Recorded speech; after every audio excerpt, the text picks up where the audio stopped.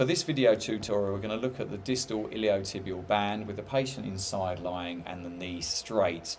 We can see the hyperechoic iliotibial band on our screen here, and we can even see quite nicely the fibular pattern of the iliotibial band. Okay, and we have the vastus lateralis muscle underneath. Okay, as we come down towards the outside of the knee and the condyle of the femur, this is where patients presenting with iliotibial band pain will normally be indicating the most focal area of their pain. So here we have the condyle of the femur, and here we have the iliotibial band just going over the top.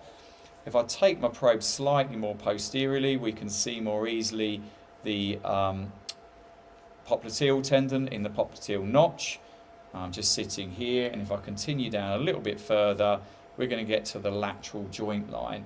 To follow the ITB optimally, I'm just going to rotate my probe slightly anteriorly towards Gerdy's tubercle, and so here we have the lateral joint line, and I'm going to follow now slightly more anteriorly, angling my probe, and here we have the insertion onto Gerdy's tubercle. So again, this hyperechoic bone structure here with a very distinctive and typical outline of the iliotibial band distal insertion at this point.